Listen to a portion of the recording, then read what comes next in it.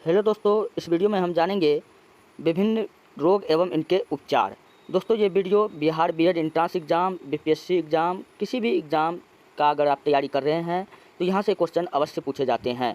तो चलिए हम लोग क्वेश्चन को स्टार्ट करते हैं। तो पहले हम लोग जानते हैं मच्छर से होने वाला रोग। दोस्तों, मच्छर से जो रोग फैलता है वो कौन कौन सा रोग है, तो चलिए हम लोग जानते हैं। जो मच्छर से रोग फैलता है वो रोग है मलेरिया। कौन सा रोग है? मलेरिया हो गया, डेंगू हो गया, चिकनगनिया हो गया। दोस्तों, ये सब रोग किससे फैलता है? मच्छर से फैलता है। दोस्तों, मलेरिया, ये डेंगू को हम लोग कहते हैं हड्डी तोड़ बुखार। क्या कहते हैं? हड्डी तोड़ बुखार कहते हैं। मलेरिया का जो पेशेंट होता है, एक दिन छोड़ करके के एक दिन के बाद उनको क्या होता है? बुखार होता है। और आगे हम लोग जानते हैं मलेरिया जो मच्छर होता है, पूछेगा कि मलेरिया जो होता है वो कौन सा मच्छर के काटने से होता है, तो आपको बताना है मलेरिया मादा एनोफिलीज मच्छर के काटने से होता है। पूछेगा कि मादा एनोफिलीज मच्छर में कौन सा प्रोटोजोआ होता है जिसके कारण क्या हो जाता है? मलेरिया हो जाता है। आपको बताना है प्लाज्मोडियम। मच्छर के डंक में प्लाज्मोडियम नामक प्रोटोजोआ होता है जिसके कारण हमें कौन सा रोग हो जाता है? मलेरिया रोग हो जाता है। मलेरिया में ठंड लगकर कपकपी के साथ बुखार आता है और एक दिन के बाद एक दिन बुखार आता है। आप इतनी बात याद रख लीजिएगा। चलिए हम लोग आगे की ओर बढ़ते हैं और मलेरिया बीमारी के बारे में और जाने। मलेरिया परीक्षण में मानव के रक्त में मलेरिया परजीवी पाए जाते हैं। वर्षा के बाद मलेरिया ज़्यादा फैलता है और ऐसा कहा जाता है जो मलेरिया रोग है वो वर्षा के बाद ज़्यादा फैलता है। डेंगू अक्टूबर से दिसंबर तक फैलता है। ये इस माह में कौन सा रोग फैलता है? डेंगू फैलता है। दोस्तों, डेंगू मच्छर पूछेगा कितना डिग्री कोण पे काटता है, तो आपको बताना 45 डिग्री कोण बनाकर काटता है। आप ये बातें याद रख लीजिएगा। और ये साफ पानी में रहता है। चलिए, और हम कुछ आगे की बात को अगर हम जाने तो हम लोग जानते हैं कि मच्छर के लार्वे का रंग पूछेगा कैसा होता है, तो आपको बताना भूरा होता है। कैसा होता है? भूरा होता है। मलेरिया का दवा। दोस्तों, मलेरिया का दवा जो है सिनकोना के पेड़ के छाल से बनाया जाता है। सिनकोना के पेड़ के छाल को हम लोग कहते हैं कुनैन, जो मलेरिया का क्या है? औषधि है। तो मलेरिया का दवा हम लोग कहाँ से प्राप्त करते हैं? सिनकोना के पेड़ के छाल से, जिसको हम लोग कुनैन के नाम से जानते हैं, जो मलेरिया का क्या है? औषधि है।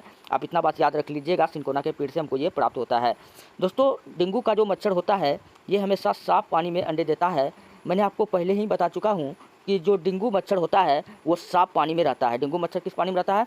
साफ पानी में रहता है।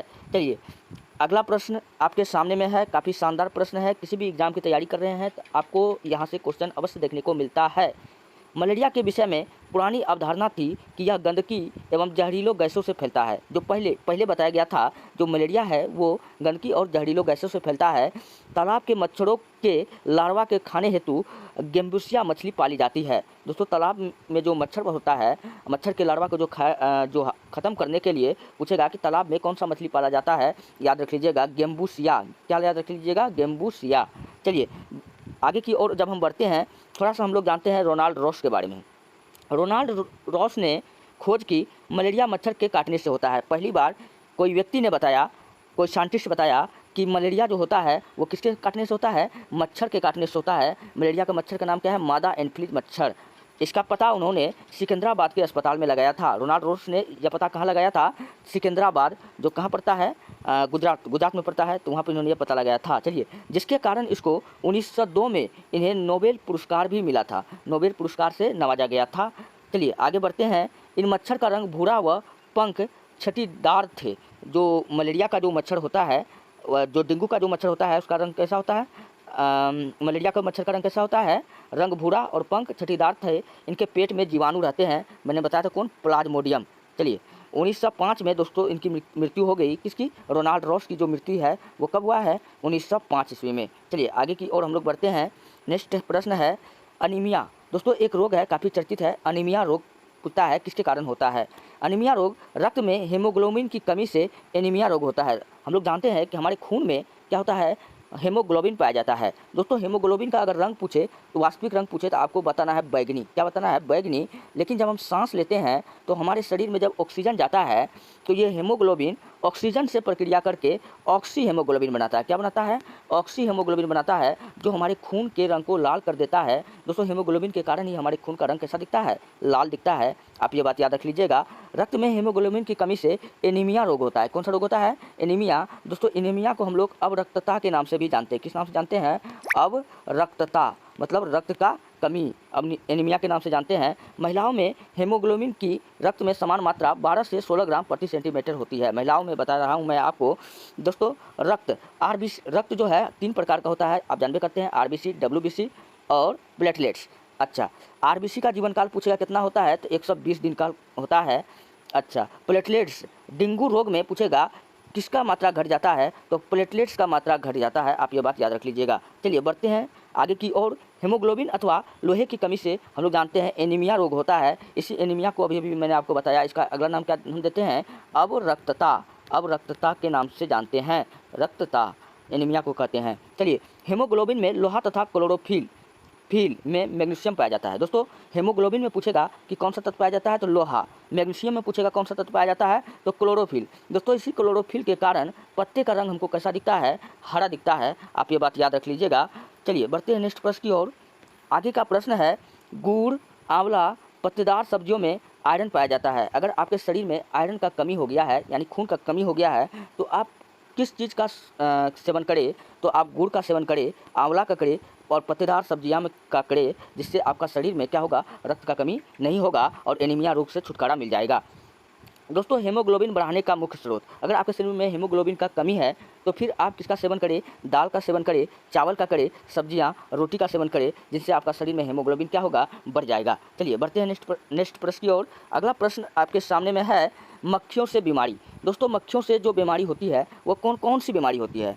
दोस्तों मक्खियों से पेट की बीमारी होती है। कौन सी बीमारी होती है, अधिकांश जो बीमारी मक्खी से फैलता है वो हमारा पेट का ही फैलता है। मक्खी से हैजा, डायरिया और निंद्रा रोग फैलता है, याद रख लीजिएगा। दोस्तों हैजा जिसको हम लोग कोलेरा के नाम से जानते हैं, ये हमको किससे फैलता है, मच्छी से ही फैलता है।